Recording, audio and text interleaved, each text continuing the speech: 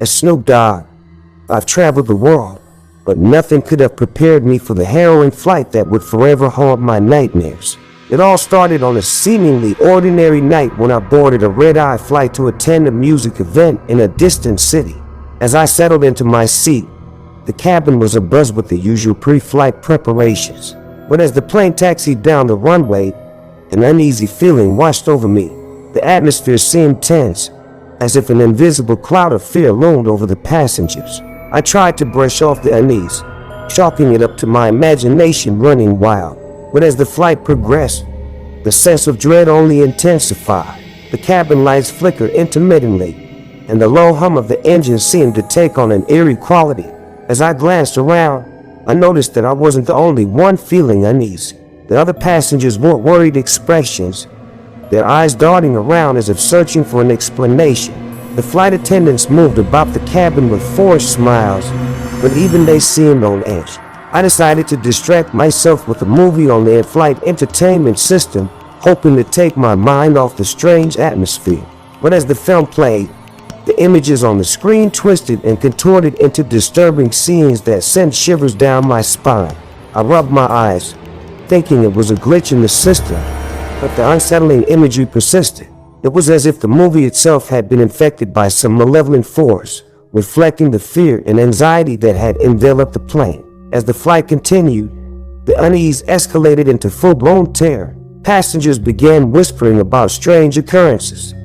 The sound of disembodied footsteps in the aisle, shadowy figures flitting past the windows, and unsettling murmurs that seemed to come from nowhere. I couldn't shake the feeling that something was terribly wrong, that we were not alone on this flight. The airplane had become a breeding ground for fear and paranoia, and it was clear that we were all caught in the grips of an inexplicable horror.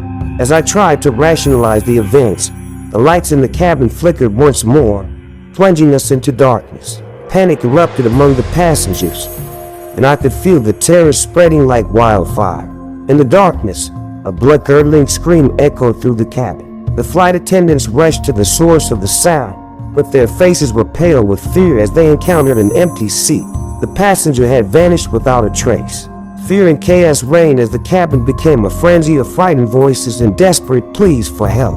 I clutched my armrests, feeling a growing sense of helplessness as the situation spiraled out of control. The airplane seemed to take on a life of its own, an entity fueled by the collective fear of its passengers.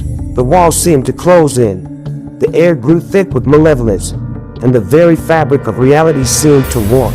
Amidst the chaos, I noticed a strange figure standing at the front of the cabin.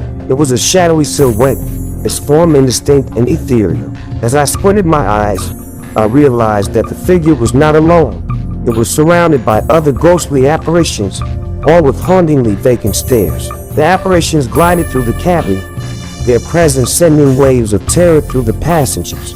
The plane had become a vessel for restless spirits, trapped in a limbo between the living and the dead.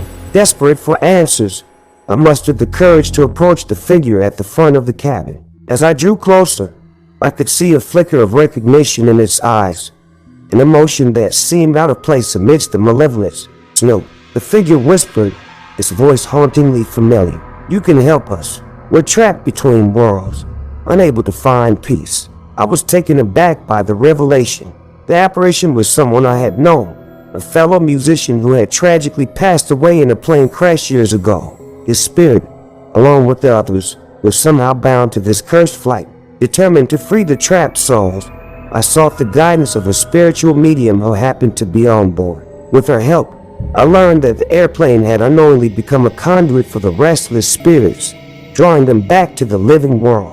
Together, we devised a plan to break the cycle of fear and release the spirits from their torment. We gathered the passengers and encouraged them to face their fears, to confront the apparitions and show them that their power lay in their collective strength and resolve.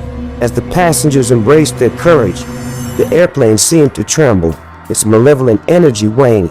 The apparitions gradually faded, their souls finally finding peace. With a final burst of strength, the airplane landed safely at its destination, the nightmare finally coming to an end. As the passengers disembarked, a collective sense of relief washed over us all.